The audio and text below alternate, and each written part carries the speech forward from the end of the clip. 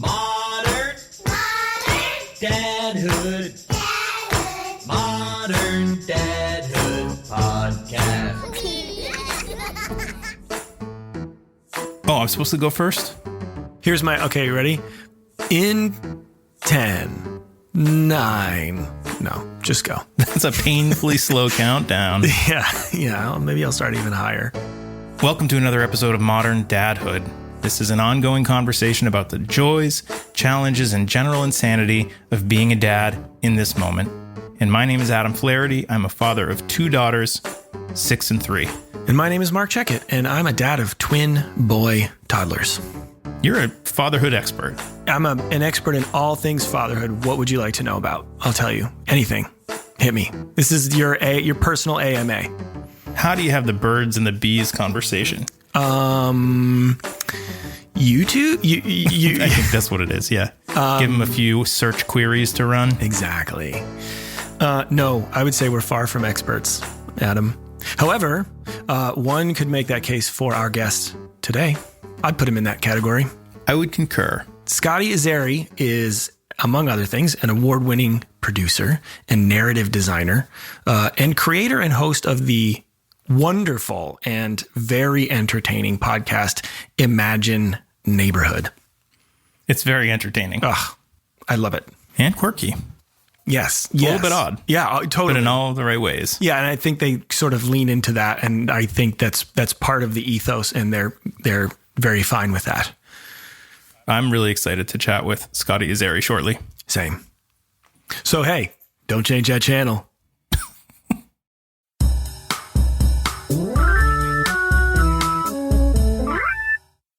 Adam, I have a question for you. Yeah.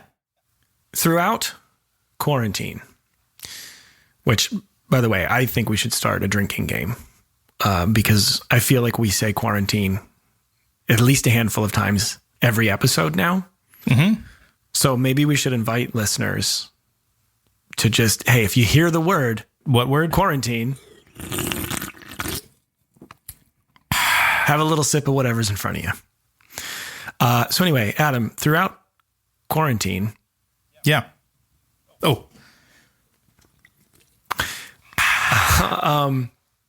How would you say your kids have been affected emotionally? That's a great question.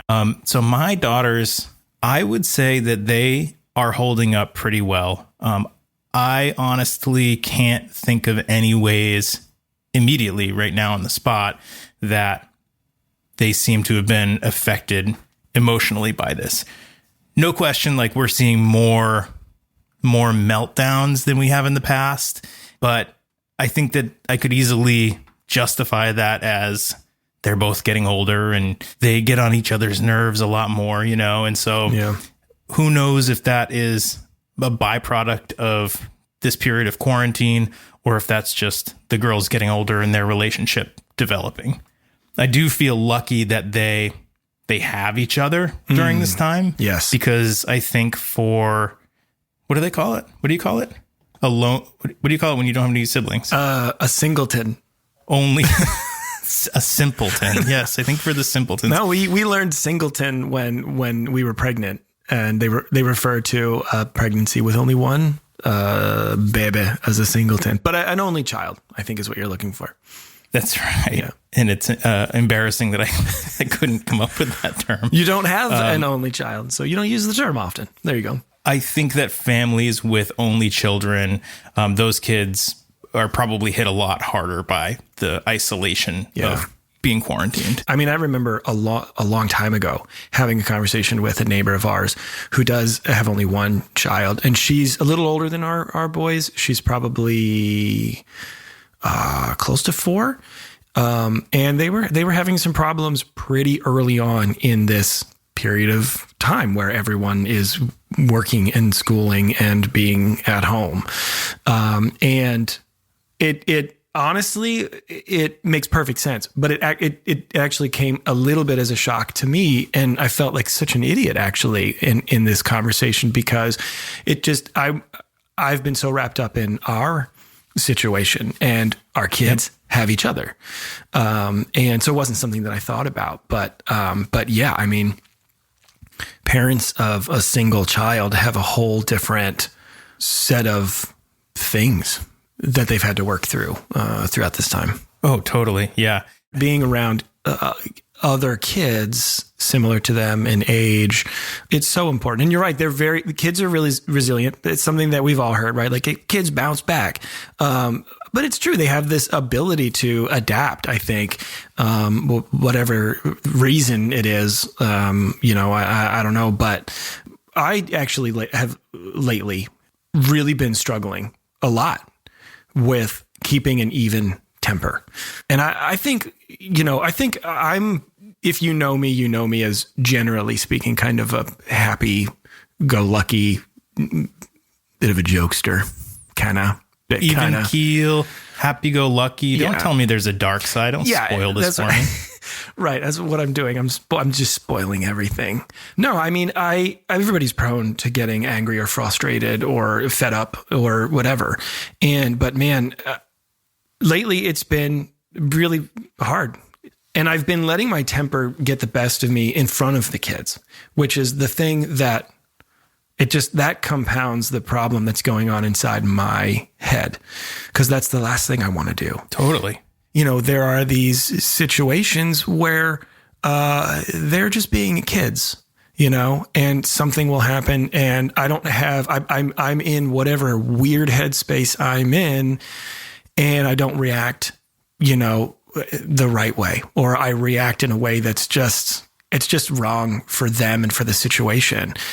So is it like a raising your voice thing in a way that you don't like to do? Or is it like saying something in a way that's like shaming them rather than trying to be like empathetic? It's more of a quick rush to being dismissive, and there's definitely some yelling that will happen. And oftentimes it's when the volume level is already at 10 and I'm like, I've had enough of the 10. Let me take it to 12 for a second and see if that has an effect. I feel like an idiot when that kind of stuff happens. It's like, all right, aren't you old enough? Don't you have the tools in your toolbox to get through a moment like that? Yep. And that's why I'm so excited to talk with our guest today, Scotty Iseri. Scotty is someone who's made it his aim in life to teach children social emotional skills, whether that's through the work that he does with the nonprofit Committee for Children or the podcast Imagine Neighborhood. Imagine Neighborhood is a really great example of how to take the methodology behind social emotional learning and conveying it in a way that is just so attainable to parents and their kids. Bird, I'm trying to blast off the Mach billion and your squawking is making it impossible to concentrate. Macho, what's the problem, pal? Scotty Iseri, welcome to Modern Dadhood. Thank you so much. It's so great to be here. It's great to have you here, man. We've been, since we first connected with you, both Mark and I have spent some time on your YouTube channel and just doing some research on you. You've done a lot of stuff. I've been all over the place. You've it's been true. Busy. I thought it might be appropriate to, off the cuff, rattle off some career highlights of yours, if you don't mind. You've worked with WBEZ in Chicago. Hold on. Do you know Peter Sagal? I've peed next to him at a urinal. That's like huge. If I called the station, I don't think he'd be like, Scotty, what's up? But that's most of my celebrity stories, frankly, involve like being next to them while we're going to the bathroom. So I met John Mahoney, Ira Glass. It's that's it. So do you guys remember the character Jay Peterman from Seinfeld? Oh yeah. He kind of talked like this and said, Elaine, how are you? Come in and come to my office. Yes, he had that silver hair. And, that's the one celebrity that I have peed next to in a urinal. Oh, that's nice. Adam, have you peed next to a celebrity? I was trying to think about it. No, and I used to work at a lot of concerts, like, backstage and stuff like that. So I've seen a lot of people up close and met a handful of famous people, but I don't think I've ever had the honor of urinating next to somebody. You have a lot of life left, Adam. So I think it could happen. Yeah, never say never. It's my goal. Plenty of time. I just got to choose who it's going to be and set my eyes on the prize. Yeah. I think I'll divert my eyes from the... Yeah. Go on. From the Depends prize. on the prize. So you've worked at WBEZ in Chicago. You have invented a game. You've created an app. You are the senior product manager at Committee for Children, and they're creator and host of just wonderfully entertaining podcast. But we're wondering if we can perhaps start with arguably the most difficult gig you have, which is that you are a dad. I am a dad. I have a son who's going into second grade, and he's in the other room yelling at his friends online right now. They're playing Minecraft. Perfect. And I'm a single dad, so there's a lot of the role of dad comes with everything from emotional support to tech support to playmate to Tucker Inner, and it's a lot to juggle. Oh yeah. And I'll admit today it's Tuesday. It was kind of a rough day. Like our first day of school's back to school. We're doing remote schooling is tomorrow, and it's just one of those days where sometimes things don't go right, and that causes some big emotions. And I'm saying this out loud because I have also been having big emotions about it today. Like, let's let it all out right here. I think this is a new Chromebook. Let this be your therapy session. Yeah, this is the space. How am I doing? Am I doing okay as a dad? Yeah. You are doing awesome. Thanks. So, Scotty, between your work with Committee for Children and your podcast, Imagine Neighborhood, your world is very centered around this topic of social emotional learning. For someone who doesn't know what that means, how can you sort of distill that down to sort of the most simple definition or elevator pitch of what social emotional learning is? Sure. Social emotional learning goes through a lot of names. People know it as mindfulness or emotional intelligence. In the business world, it gets called soft skills or people skills. And the overall notion that I like to use is like, we've all known people that don't have good social emotional skills, right? We've had that boss. We've had that coworker. We've had that person that you've dealt with that just doesn't know how to interact well. But it encompasses a variety of skills around things like understanding and managing your emotions and building empathy. And the way it pertains to learning is skills like a growth mindset, not saying to yourself, I'll never get this right, or I'm never going to be able. It's being able to say, I will get it someday, or if I work hard on this, then I will achieve it. And so Committee for Children has been around it's a nonprofit based in Seattle that's been around for about 40 years and produces a curriculum called Second Step. It's in about half the elementary schools in the country, and kids internationally use it as well. It's really about like how to get along and then how to be able to learn, right? If you can't really, if you're so upset that you can't redirect your energy somewhere else, you're not going to be able to do, some math problems and stuff. So the overall skill set of social emotional learning is stuff that's really important and is only now in like the last couple of years really starting to be seen as something that like, oh, this helps with all these other potential pitfalls of learning, that it helps kids be able to calm themselves. It helps kids be able to redirect those angry feelings or express those angry feelings in a way that's healthy rather than freaking out and hitting stuff. And so the podcast, Imagine Neighborhood, was a really an attempt to see how do we take this thing that's working really well in the classroom and make it so it's really easy for parents to do, because that's a huge missing component, right? As much as with any kind of learning, right? Like you can have an amazing teacher, you can have a really ready classroom, but like really that home piece is really important. Whether it's parents that help the kids do the homework or parents that have the skills that can help their kids with learning. And so the same was true with social emotional learning. We can have this great curriculum and teachers that know how to do it and they're nailing it. Kids are only in class like 6-7 hours a day, maybe. Right. So we wanted to create something that would be easy and available for grown-ups in a non-classroom situation. And we do it with spaceships and pirates and professional wrestlers and all that kind of fun stuff. So that is the Imagine Neighborhood. All right. So my ignorance is going to show here, but if someone asked me how social emotional issues present in kids, I think I'd assume that it's things like anxiety disorders or like early signs of depression or, any effects of any sort of abuse or neglect. But if I'm hearing you correctly, it sounds like these things might actually represent sort of the more extreme examples, and that a big part of the conversation is actually just around managing strong feelings that all kids have, or that we all have, frankly. So is it correct that like this work is not reserved for young people who've been brought up in dysfunctional families or experienced like some form of abuse? Is that accurate? In a sense, I think there can be an instinct to think of things from like what's the problem kind of thing, right? And as you say, like there are things around anxiety, depression, trauma, right? Like a lot of kids, sadly, go through a variety of different kinds of trauma. I don't want to give the impression that social emotional skills are like a cure-all for it, but that is something that can be affected by childhood trauma. But the reality is, like with social and emotional skills, you don't give a toddler a 10 speed and say, great, ride a bike, right? You start them on a little push bike and you're behind them the whole time. Or maybe they start on a trike, and there's these levels that kids get to go up when they learn. And the same is true with things like math. You don't give them trigonometry. You start them with, here's what a number is. No one's born knowing how to talk about how they feel in a way that's helpful and happy. No one's born knowing how to take the anger inside them and judo into something positive.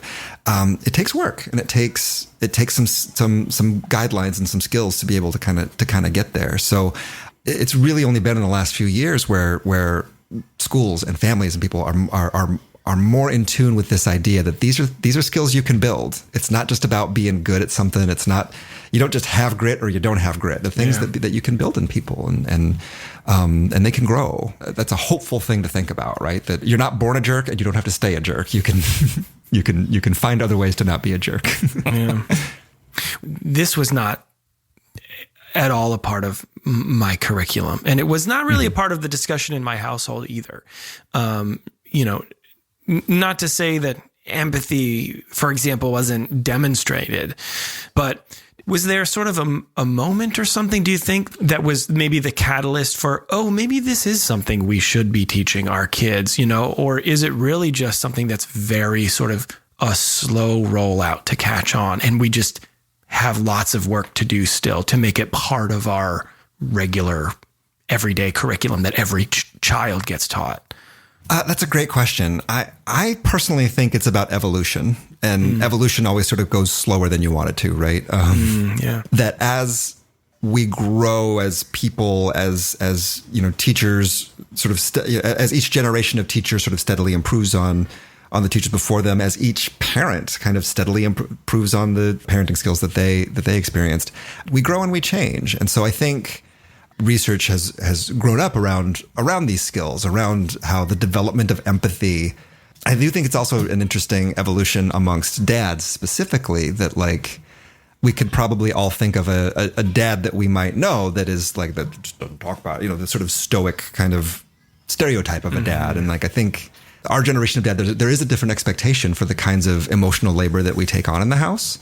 And part of that is just helping our kids be able to talk, be able to say, I'm sorry, or I appreciate this about you, or and we may or may not have had those experiences from our own fathers, but that's kind of the new norm. So to answer your question, I think it's something that just sort of has grown and evolved as research has improved, and as we've seen more about how kids interact with the world around them when they become adults.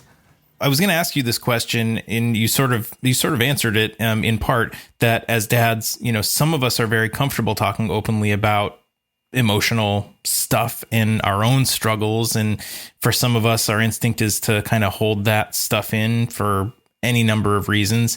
Do you have any other thoughts or recommendations for dads who might find it a little bit foreign to sort of openly discuss their emotions and have those conversations with their kids? What's worked for me is to, like, it's kind of like when you're on an airplane and they say put your own oxygen mask on before helping others. Yeah. Like some of it's getting right with yourself a little bit first, and like that's a hard first step, right? To say like, okay, what do I need? What do I need to be able to say these things out loud, or what do I need to think about when I'm thinking about my feelings? And when you have that as a base layer, I feel like it gets easier to be able to express that outwardly, right? But it does take that internal work of like asking yourself, why don't I feel comfortable about that, right? Or why don't I want to do that? What am I, big word here, what am I afraid of the topic of that we're talking about is something that, my wife and I have always sort of talked about. And I feel like I try to be aware of like what I'm saying to the kids and how they're receiving it. A habit that I've found myself falling into is something like this. Someone falls down, or a toy gets stolen from one child by the other, or we're eating our waffles in the morning and they break in half, which is like, man, when a waffle breaks in half, disaster. That is a big problem in our house. I'll talk about big emotions. Yeah. I'm not sure what it is about waffles, but, well, the waffles have to be perfect all around. If they're broken in half, then you only got half a waffle, and then there's slightly less because the break. That's it. That's it. I have big feelings about waffles. That's exactly it. So you understand where my kids are coming from. Man, I'm with you. Right. And this meltdown ensues. And this is something that can potentially happen. I mean, well, let's just talk about breakfast. It could happen a dozen times in that period of time. And oftentimes I find myself doing this. I react with oh, it's okay. Which, in the moment, it's as if maybe in the back of my mind, I'm thinking like, ignore that and they'll ignore it and we'll get past it and everything will be fine. Mm-hmm. And when I think back, when I have the hindsight and I think about it later at night, when I think back to that moment, I think there's another moment where I've potentially missed the opportunity to demonstrate empathy. Mm. And this is a little bit of a joke, but the question is, how terrible of a parent am I that I'm not taking those opportunities? But I wrote that and I asked that because that's kind of how I feel at the end of the night. You know what I mean? That here's an opportunity for me to swoop in, to a scenario where my son is hurting in that moment. And also often I find myself relying on this, it's fine. And it's very dismissive. And I guess I just wonder, I don't know what your take is on that type of scenario. And gosh, is there like a thing or a something I can do to wedge in there to say like, before you do the dismissive thing, man, realize that this is an opportunity. Well, first of all, I don't think you're a terrible parent. I think. Oh, thank God. I think having those thoughts is parenting life is live, right? It's not like you can go back and edit later. So everyone's doing the best they can on any given day, and you as a dad are doing the best you can on any given day. And if the waffle breaking thing is the 50th time that it's happened that month, and just the waffle thing happened again, cut yourself some slack, Yeah. But a thing that helped me, because I remember having similar stuff around a shoelace being untied, or one, on a hoodie, you've got little strings on a hoodie and one is longer than the other, or they are too even. So you got to yank, like that kind of stuff was occasionally cause for some big feelings. And like the thing that helped me a lot was like taking a moment and going like, okay, what's the problem if we cry about this? Like it's loud, it's stressful when someone's like having a meltdown in front of you, but like it's not the end of the world. And taking that moment to go like, it really sucks that your waffle broke, huh? Like that's hard. I'm saying, yeah, it really is hard. Like finding the room to just have some big feelings can be helpful because it lets you express those, and it gives you the opportunity as a dad to say like, yeah, this is hard. Waffle breaking sucks. Let's talk about the suckiness of waffle breaking. Now, of course, like that's in this little bubble where you can have the moment to step back and realize, like, right. The reality is it's the 5th time that's happened in the week and you haven't had coffee yet. And at the same time, there's something else burning on the stove and the other one has spilled their orange juice. You know what I mean? Like there's all the things around that make it hard. Were you in my house this morning? Because you just described. I'm describing my breakfast, sir. All right. The chaos around any given mealtime. That's been my experience of it. I don't know if that works for everybody, but I totally feel you on the like wanting to rewind the tape of the day, or like, yes. Oh man, I messed that up. But it's almost like there's an opportunity to like, it's one thing to be dismissive to them, to say, right. Oh, it's fine. But at the same time, it's interesting because you're kind of feeling really some feelings that are very similar to what they're feeling. They're feeling it because of the waffle. I'm feeling it because they're feeling it because of the waffle. And it's like, maybe just let that out a little bit. And it's almost a way to like commiserate and get onto that level, that whatever level that they're on. And like, hey, let's go through this together. That could really be a sort of cathartic experience for both of us. Mm-hmm. This is a particularly difficult time for kids and grownups. And, for our kids, whether it's preschool up through high school or college, they're at the onset of, a far from normal school year. Things are so divisive in the country. Like there's a lot of stress and a lot of like shit, like trickling down to our kids. And I'm wondering, in your line of work, are there predictions about how this time might shape the future of social emotional learning? Oh, man.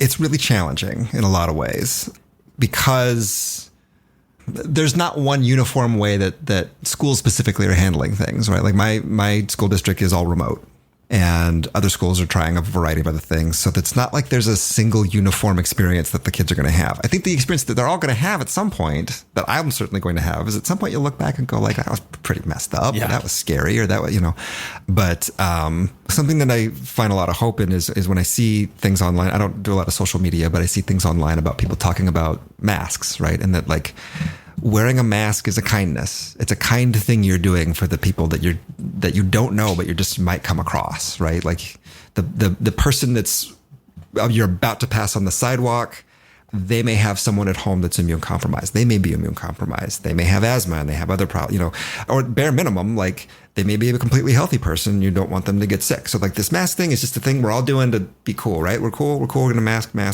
And so like, I've really enjoyed sort of seeing the framing of it that way. And I found a little bit of hope in hearing the idea of kindness having a very concrete, actionable thing that can be done and being a thing that's in the conversation, right? Like I see some hope when I see the conversation around masking and kindness. And I hope that is something that we can continue to move towards. Scotty Iseri, thank you so much for all the work that you do with Committee for Children. It's very important work, and for the fabulous Imagine Neighborhood. It is just so the type of content and education that the world needs right now. And dads, you can find Committee for Children at cfchildren.org, and Imagine Neighborhood can be found pretty much anywhere you listen to podcasts, all the same places that you find Modern Dadhood. There are also some really great, fun activities at imagineneighborhood.org. Scotty, hope you and your family stay well and stay healthy, and look forward to staying in touch. Thanks, fellas. I am so grateful to be on the show. I'm a listener of the show as well, so I appreciate having a spot where dads can talk. So congratulations, and thank you for having me.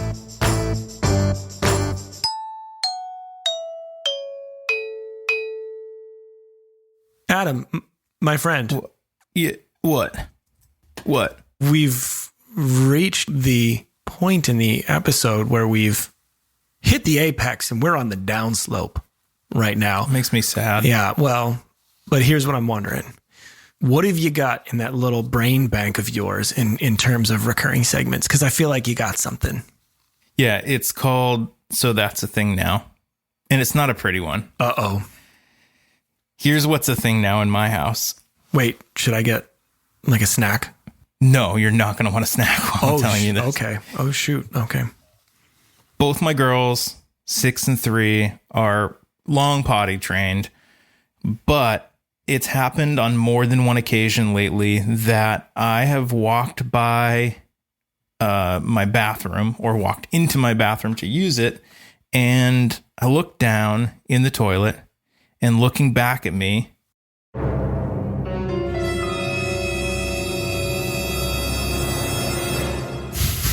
is a deuce. Oh, man. It's not my wife's deuce. It's right, because no, you deuce. recognize your wife's deuce immediately. I don't like looking into the toilet and seeing a deuce looking at me. Not many people do, I don't think. I'm sure there's a couple. And I'm going to call it out. So I say, girls, who left a poop in the toilet? Not me. They both say, not me. They both deny it. and they're denying it to the bitter end. But my 6-year-old now is like I was telling you earlier, she looks at me and she'd be like, Daddy, like, it was not me. I have a hunch it's my younger daughter, but I'm not positive.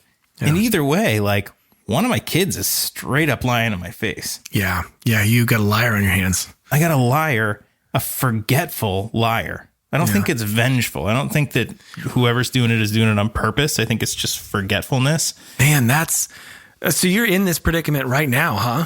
That's a thing now. Yeah. I mean, I've got to think that, like, when it happens, if I bring it up and turn it into kind of a thing, you know, obviously without like shaming them, but like making it enough of a thing that it's like, hopefully eventually it'll stay top of mind. But like, who likes walking into the bathroom and seeing a big shit? You know, nobody does. No. I mean, look, we all know that if it's yellow, you let it mellow. Sometimes you let it mellow. But if it's brown, come on. Send it away. Flush it down. If it's pee, leave it be. If it's poo, leave it be. I'm going to work on that.